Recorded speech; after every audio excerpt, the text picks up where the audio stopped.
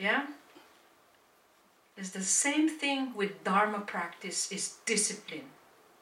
Why? Not only because of the what it requires, because of our vows. Yeah? Because our life is so sophisticated. It is so complex. You have so many priorities. You don't even know where to start your day. Yeah? And you didn't even notice it ended. Okay? Without discipline, you cannot sustain the Dharma practice. Okay? Because sometimes you come to practice and listen to the Dharma, and sometimes you don't. Because your priority is changing. Right? Now, this is what I'd like to really, have us talk about this, because we confuse about Dharma and life. We think they are separate. When we are sad or we have a problem, we come to the temple. When we don't have problem and life is good, okay, we're not in the temple.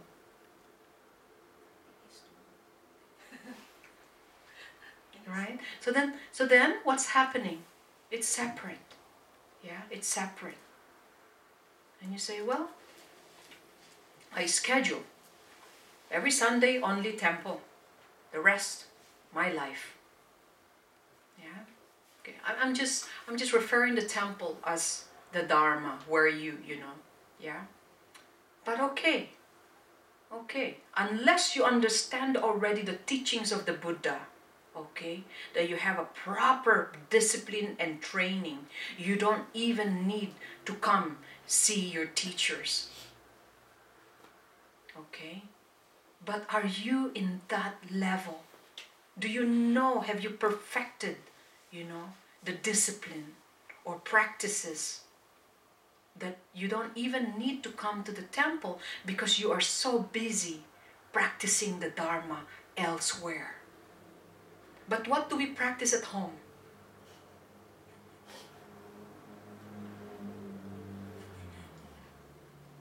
Sleep, eat, sleep. Yes, you're practicing everything that would last in this lifetime. Everything that you're investing is everything only in this lifetime. You're worried about your career. You're worried about, well, I have overtime. I need to make money. I need this, I need that, so that, blah, blah, blah, blah, blah. And then you say, oh, I need a break. Yeah. I need holiday. Okay, see? I'm not saying that those are wrong, okay, or mistaken exercises in life. No. But the issue and the problem I'd like to just point out here is the definition between, the life and the Dharma separate. We need to bring this together. How can we go on with this real life with the real Dharma? Because sometimes our view and understanding of Dharma is incorrect. May not even what you think the Dharma is. You see? We cannot. So anywhere you go, you say, oh, my life, my life, my life. Yeah? But you cannot put the Dharma in there because you think that Dharma is only in the temple. That Dharma is only here. This is a very incorrect view. And I would say you are at a great disadvantage when you think like that. Okay? So the practices now that we'd like to work on, that maybe you and I can really discuss is, all right, can I really, live the Dharma? Because we are, our priority is like, my priority is life, my children, my husband, my wife, My family are important. For the meantime, the temple will always be there. See? Again, a separation. A separation. And by that, you are separating yourself from the truth. When you move away from that, you are moving away from the truth. Okay? So this is exactly how I wish everyone really realized this. That we need, life is supposed to be Dharma, regardless of whether you are poor or you're rich, you have a job or not have a job,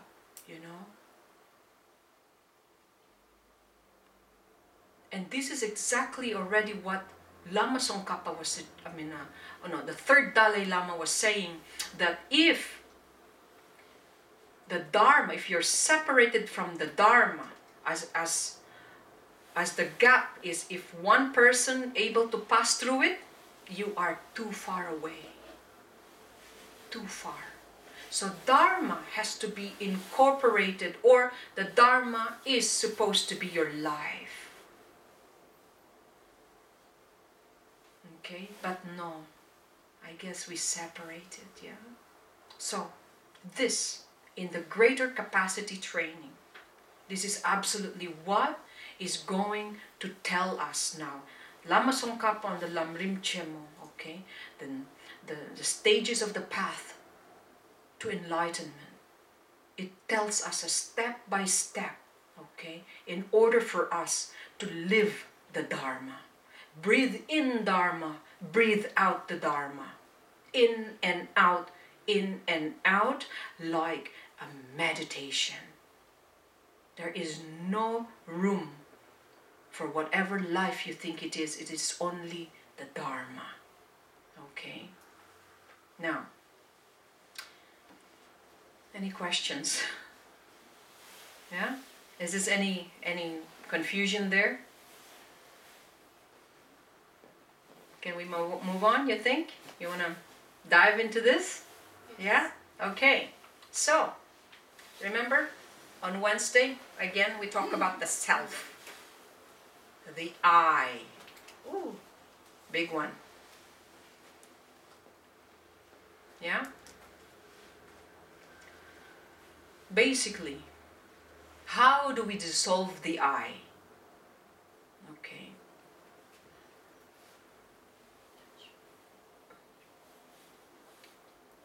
Understanding what it is first.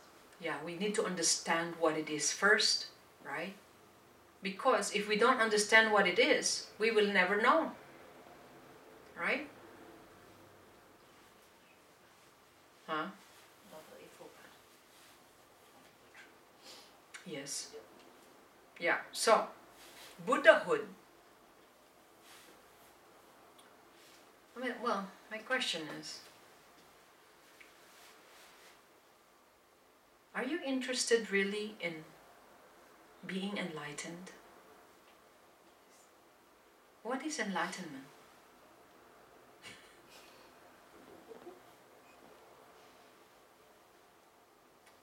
This is again very important here. Learning about, the end, what we'd really like to do. Happiness? Happiness for what? Once you end the suffering, you get the happiness. For yourself. At least for myself First. Forget about the others.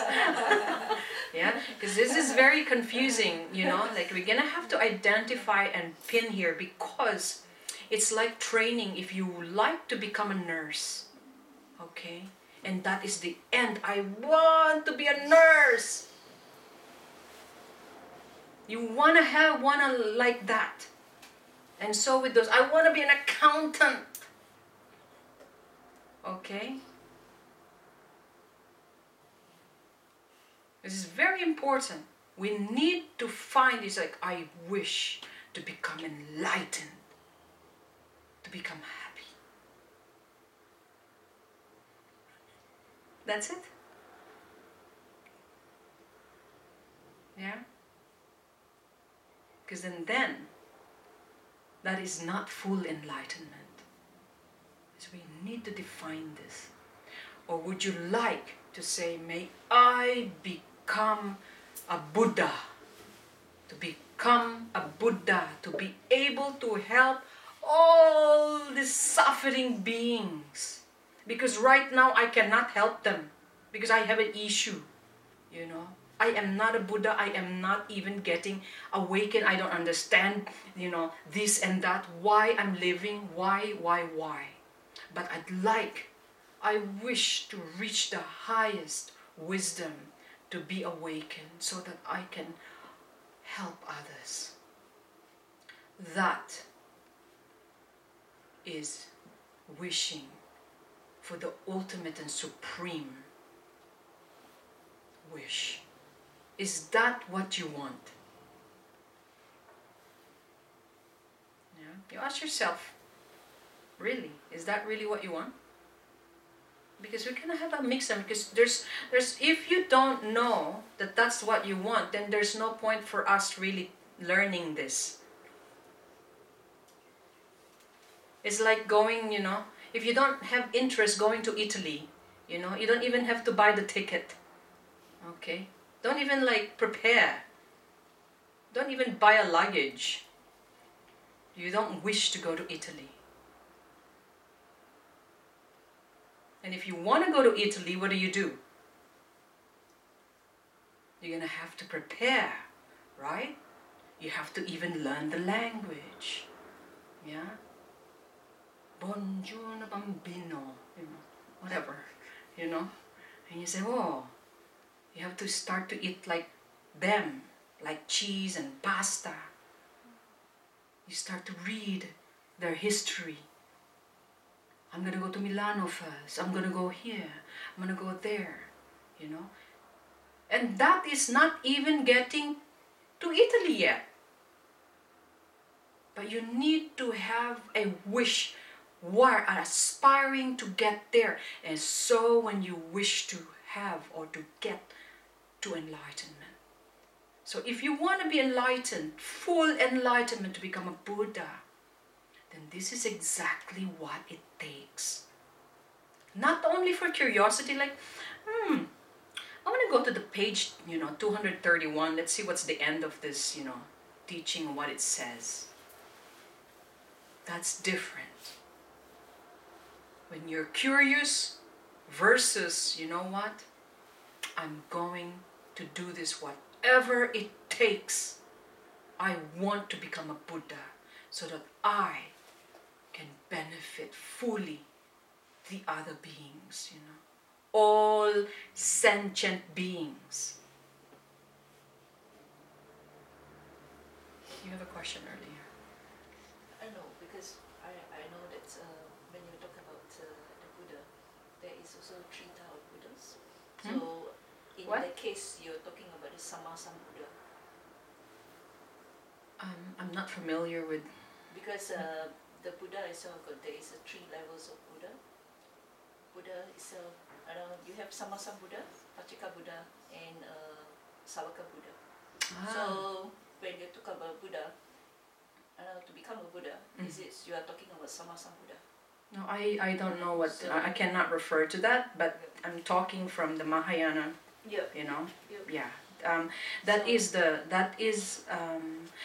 this is the Sanskrit, okay, this is a Sanskrit, the Mahayana I'm referring. You're probably referring to the Pali tradition, okay, which is the Hinayana tradition, and it's different, maybe it's, yeah.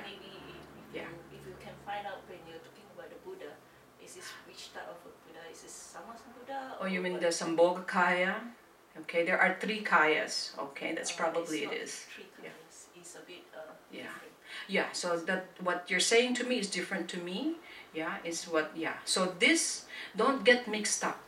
This is a Sanskrit tradition I am referring to, which is the Mahayana tradition. Okay, the practices and the path is different from Hinayana. Okay, it's completely different. All right. So there are similarities as far as the discipline. Okay. So I need you to really, if I were you, because I cannot, I cannot infer. I'm not a scholar of that tradition. I am, trying, and this is the Bodhisattva tradition. Okay, so it's completely different, and there are different names in Pali and in Sanskrit. Okay, of different Buddhas, and that is probably the Kayas. Okay, but the Kayas also the Buddhas, the different. There's Sambhoga Kaya, Nirmana Kaya, and some.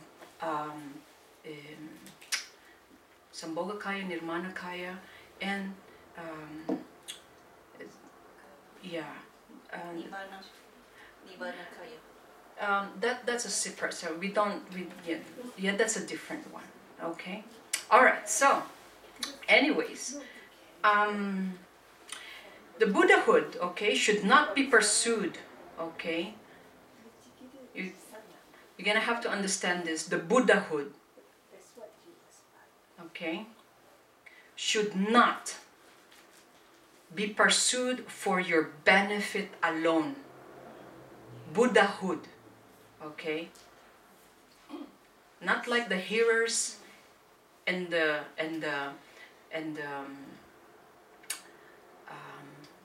one that goes to the, like they just want to be liberated by themselves. Buddhahood should not be pursued for your benefits alone, but for the benefit of all sentient beings. This is the complete Buddhahood. Okay? Complete. Okay? So, in the lamp of the path, okay, in the verse 5, it says, those through their personal suffering truly want to end completely all the suffering of others are person of supreme capacity. Okay? So this refers to the practitioners who generate compassion and loving kindness towards others based on their deep understanding of their own suffering. Okay? You know how you reflect or you see this being suffering and hungry? How do you know he is hungry? Because you have once experienced being hungry. Okay? Not just like, oh, my teacher says those kind of look are hungry. Because I've never hungry. I always have eaten well, How do you know how is a headache feels? If you've never had a headache before. Right? So basically, you're suffering. If you know you are suffering, have you had suffering lately? I mean really seriously, like, yeah, I had suffered. I'd suffer because like this, like that. I've suffered a little bit of pain, physically or mentally, or the mental unrest. Yeah. Now, how can you relate to others without you able to know and distinguish that? So then it's easier when you see someone that looks like, oh my goodness, this lady is going through what I've gone through before. This is really difficult. So then what do? you have the capacity and ability to help. Yeah? You know why others has difficulty helping others? They cannot relate. Or they have so much ego, it's blocking. The self is too, like, well, I'm the boss. I should not bring you coffee. You should bring me coffee. Or a lot of things that is related is because why we cannot help others is because we are so big of ourself. We think so much of ourself. We only think of ourselves or our family, but we cannot extend to our neighbor. Yeah? So, reflecting on suffering of others, one must cultivate the insight that just as yourself want to be free from suffering, so do they. You understand that part? Yeah? That if you don't want to suffer, okay, I'm sure the others as well don't want to suffer. It's not just you. So, when you generate the wish, okay, for all sentient beings to be happy, man, this is quite, because there's a difference between loving kindness and compassion. These are two things, completely separate, a different kind, okay, of aspiration you have. What's the difference? Okay, so here we go. The wish, okay, for all sentient beings to be happy, that is the start of loving kindness. Love, okay, it's a loving kindness. If you want someone to be happy, that is loving kindness. Okay? However, when you wish for others to be free of suffering, that is compassion.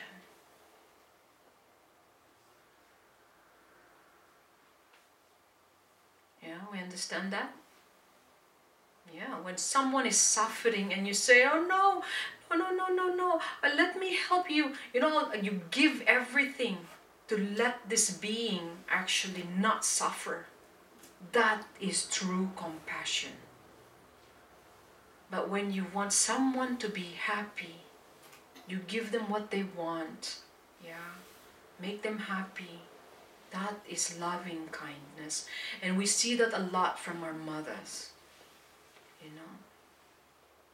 But when our mothers actually give birth and having difficulty and all that, that is compassion, When he goes through so much difficulty for you, yeah, he gives everything. He gives up her happiness, her joy, just to make the child, keep still and be well. And so all of this, yeah, but it's separate. It's loving compassion, loving kindness and compassion. Out of what? Your wish for someone to be happy and someone to suffer less. Yeah. So, when you generate the wish for both of this together, the loving kindness and compassion, yeah, you then generate the special, the sense of a special responsibility. That means that you take responsibility, right? Now, when you take responsibility, you say, all right, I'm going to make someone happy and I will really make someone suffer less. Yeah? This, you need a commitment. You need to commit. You know why nurses and doctors, why they have to go back to work all the time?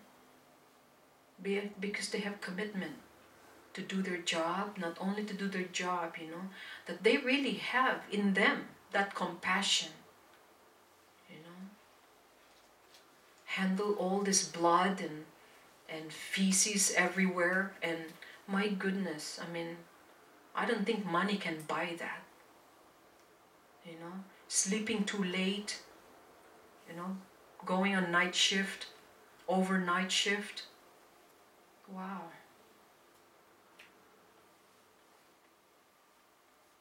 So, the commitment is then, therefore, it says, I myself, you're going to say, I myself shall liberate all sentient beings from suffering. This is the commitment, and of the great capacity practitioner, this is the commitment that you're going to make. If you don't have this, don't worry.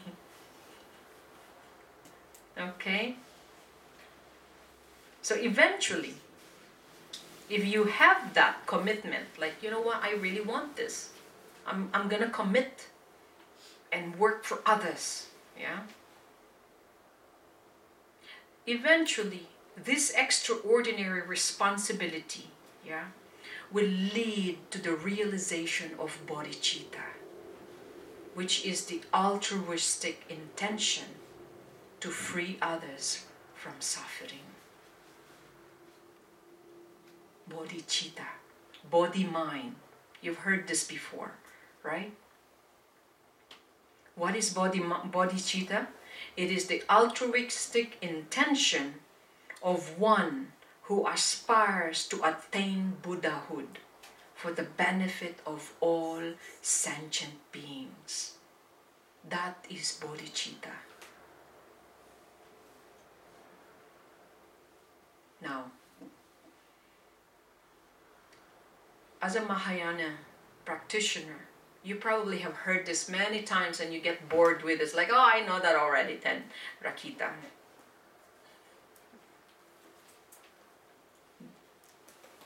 Do you really have this though? Do we have this? Do we have the bodhicitta, the genuine bodhicitta? Or are we only bodhicittaing with the people we like? Or we're only bodhicittaing in front of a sifu. But as soon as the sifu goes away, zero bodhicitta.